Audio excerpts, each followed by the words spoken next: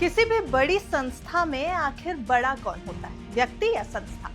अगर ये सवाल टाटा ग्रुप से पूछा जाए तो जवाब हमेशा मिलेगा इंस्टीट्यूशन फर्स्ट, यानी व्यक्ति नहीं, संस्था सबसे ऊपर। लेकिन यही सोच टाटा ग्रुप के इतिहास की शायद सबसे बड़ी परीक्षा से गुजर रही, क्योंकि टाटा सन्स के चेयरमैन एन चंद्रशेखरन की दोबारा नियुक्ति पर फिलहाल ब्रेक लग गया है। टाटा ट्रस्ट के चेयरमैन नोएल टाटा का कहना है कि समूह के कुछ अहम मुद्दे अभी सुलझने बाकी हैं, इसलिए फिलहाल कोई जल्दबाजी नहीं होनी चाहिए। अच्छा चलिए, ये तो हमने आपको अभी की खबर बता दी, लेकिन सबसे पहले इसको डिग इन करने से पहले, थोड़ा और डीप जाने से पहले टाटा ग्रुप का पूरा पावर स्ट्रक्चर समझ लेते हैं। टाटा सन्स पूरे टाटा ग्रुप की होल्डिंग कंपनी। यही company TCS, Tata Motors, Tata steel, air India, trend, Tata power और कई दूसरी बड़ी कंपनियों को कंट्रोल करती है। टाटा सन्स में करीब 66% 66% हिस्सेदारी टाटा ट्रस्ट के पास है। वहीं एसपी ग्रुप यानी शापूरजी पालोनजी ग्रुप के पास लगभग 18.4% हिस्सेदारी। बाकी की हिस्सेदारी टाटा परिवार के कुछ दूसरी संस्थाओं के पास है। अगर टाटा सन्स की ताकत को नंबरों में समझेंगे तो इसकी लिस्टेड होल्डिंग्स की वैल्यू 12 लाख करोड़ रुपए से ज्यादा मानी जाती है। कई अनुमानों के मुताबिक टाटा ग्रुप की कुल लिस्टेड कंपनियों का संयुक्त मार्केट प्रभाव 20 से 25 लाख करोड़ रुपए तक पहुंचता है। वित्त वर्ष 2025 की बात करें तो टाटा सन्स की नेटवर्थ करीब 1.5 लाख करोड़ रुपीस थी और कुछ वैल्यूएशन इसे $70 बिलियन यानी लगभग 6 लाख करोड़ रुपए से ज्यादा भी आंकते हैं।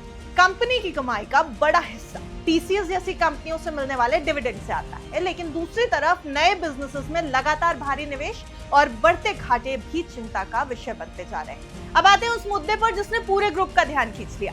मामला एन चंद्रशेखरन के फरवरी 2027 से शुरू होने वाले तीसरे कार्यकाल का। जुलाई 2025 में टाटा ट्रस्ट ने उनके समर्थन में सर्वसम्मति से प्रस्ताव पास कर दिया था, लेकिन फरवरी 2026 की बोर्ड मीटिंग में नोएल टाटा ने कई सीधे और कठिन सवाल उठा दिए, जिसके बाद रीअपॉइंटमेंट का फैसला टाल दिया गया।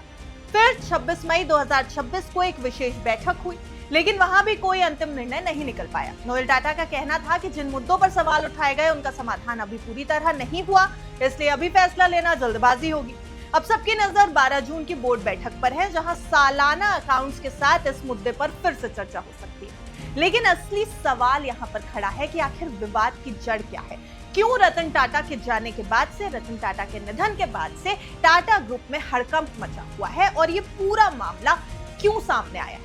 तो समझिए, नोएल टाटा और टाटा ट्रस्ट का मानना है कि इस ग्रुप के कुछ नए बिजनेस वेंचर्स उम्मीद के मुताबिक प्रदर्शन नहीं कर रहे। टाटा डिजिटल, टाटा इलेक्ट्रॉनिक्स और बिग बास्केट जैसे कारोबारों में भारी निवेश किया गया, लेकिन नुकसान भी लगातार बढ़ा। वित्त वर्ष 2025 में नए बिजनेसेस का कंसोलिडेटेड लॉस यानी संयुक्त घाटा 10,900 करोड़ रुपए से ज्यादा का रहा।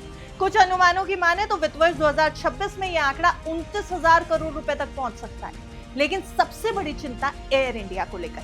टाटा ग्रुप ने एयर इंडिया को खरीदकर उसके पुनर्गठन की बड़ी जिम्मेदारी उठाई थी, लेकिन रिपोर्ट्स के अनुसार वित्त वर्ष 2026 में एयर इंडिया का घाटा करीब 26,800 करोड़ रुपए तक पहुंच चुका है। कुछ अनुमानों में ये 27,000 करोड़ रुपए से ऊपर भी बताया गया। यह नुकसान पिछले साल के मुकाबले लगभग 12 गुना ज्यादा माना जा रहा है। इसके पीछे विमान बेड़े के मॉडर्नाइजेशन की लागत, ऊंचे फ्यूल के प्राइसेस, एयर स्पेस के प्रतिबंध यानी रिस्ट्रिक्शंस और विस्तारा के साथ हुए मर्जर से जुड़े खर्च जैसे कई कारण बताए जा रहे हैं। अब चिंता की बात यह है कि ये लॉस टाटा सन्स को मिलने वाले डिविडेंड रेवेन्यू के बड़े हिस्से को खा रहा है। एक और बड़ा मुद्दा है टाटा सन्स की संभावित लिस्टिंग या फिर यूं कहें कि आईपीओ आने वाला है। टाटा सन्स का ऐसी चर्चाओं को लेकर टेंशन बनी हुई। नोएल टाटा और टाटा ट्रस्ट आमतौर पर टाटा सन्स को प्राइवेट ही रखना चाहते हैं। दूसरी तरफ एसपी ग्रुप अपनी हिस्सेदारी के लिए बेहतर लिक्विडिटी चाहता है, जिससे वो अपने कर्ज का दबाव कम कर सके। हालांकि इसका मतलब ये नहीं है कि वो पूरी लिस्टिंग पर ही जोर दे रहा है। वैसे इसके अलावा अगले 5 साल की रणनीति, कैपिटल एलोकेशन, कॉर्पोरेट गवर्नेंस और परफॉर्मेंस से जुड़े कई सवाल भी चर्चा के केंद्र में। यही वजह है कि ये विवाद अब सिर्फ बिजनेस परफॉर्मेंस का मामला नहीं रह गया है। ये टाटा ट्रस्ट यानी मालिकाना पक्ष और टाटा सन्स यानी मैनेजमेंट पक्ष के बीच एक शक्ति संतुलन की बहस बन चुका है, पावर बैलेंस की बहस। रतन टाटा के 2024 में निधन के बाद पहली बार ऐसा हुआ कि टाटा ट्रस्ट और टाटा सन्स के चेयरमैन अलग अलग व्यक्ति हैं। नोएल टाटा ट्रस्ट का नेतृत्व कर रहे हैं, जबकि टाटा सन्स की कमान चंद्रशेखरन के हाथ में। अगर इस विवाद की पूरी पृष्ठभूमि को देखें, पूरे सिनेरियो को देखें, तो इसकी जड़ें और भी ज्यादा पुरानी हो जाती हैं। सीधे तौर पर ये रीअपॉइंटमेंट विवाद फरवरी 2026 में शुरू हुआ था, लेकिन इसकी कहानी 2016 के साइरस मिस्त्री के सीन तक जा रही है।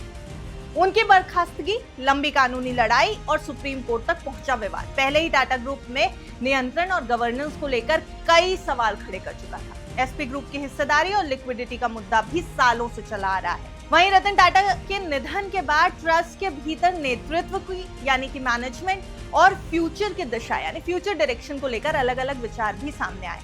अब सवाल ये है कि इसका टाटा ग्रुप पर असर क्या पड़ रहा है। फिलहाल सबसे बड़ा असर उसकी छवि पर दिखाई दे रहा है। मीडिया में लगातार बोर्डरूम बैटल और पावर स्ट्रगल जैसी सुर्खियां बन रही हैं, हेडलाइंस बन रही हैं। कुछ मौकों पर टाटा मोटर्स और टीसीएस जैसी कंपनी के स्टॉक्स में भी हल्का दबाव देखने को मिल जाता है। वहीं ग्रुप की ताकत इतनी बड़ी है कि अभी किसी भी परिचालन संकट की स्थिति नहीं बनी है, लेकिन अगर ये पूरी बैटल लंबे समय तक चलती रही तो इन्वेस्टमेंट, नेतृत्व और स्टेबिलिटी और आने वाले समय के रणनीतिक फैसलों पर असर पड़ सकता है। और टाटा जैसे ब्रांड के लिए भरोसा ही सबसे बड़ी पूंजी है। अब बात ये कि दोनों पक्षों के पास आखिर ऑप्शंस क्या क्या है। देखिए, नोएल टाटा और टाटा ट्रस्ट मजबूत स्थिति में है क्योंकि उनके पास 66% नियंत्रण है। वो ज्यादा निगरानी, प्रदर्शन आधारित शर्तें और एसपी ग्रुप के लिए बायबैक या शेयर स्वैप जैसे ऑप्शंस पर विचार कर सकते हैं, जिससे आईपीओ की जरूरत ना पड़े। दूसरी तरफ चंद्रशेखरन ने कथित तौर पर 3 साल की लॉस रिडक्शन योजना पेश की। उन्हें बोर्ड के कई निदेशकों का समर्थन भी मिल चुका है। उनके लिए सबसे बड़ा रास्ता यही है कि वो रिजल्ट्स के जरिए भरोसा मजबूत करे, घाटे को कम करे और सभी हितधारकों को साथ लेकर के चले। अब टाटा ग्रुप ने अपने पूरे इतिहास में कई मुश्किल दौर देखे हैं, लेकिन उसकी सबसे बड़ी ताकत हमेशा उसकी संस्थागत संस्कृति रही है, जिसे हमने शुरुआत में आपको बताया था।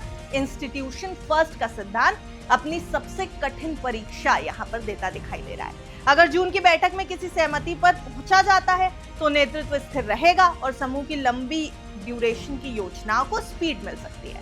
एयर इंडिया के टर्न अराउंड में अभी समय लगेगा, नए बिजनेस वेंचर्स को भी बेहतर प्रदर्शन दिखाना होगा, लेकिन अगर ये तनाव लंबे समय तक जारी रहा तो निवेशकों के सेंटिमेंट्स, प्रतिभाओं को बनाए रखने की क्षमता और भविष्य में पूंजी जुटाने की प्रक्रिया यानी कैपिटल इकट्ठा करने की प्रक्रिया भी प्रभावित हो सकती है।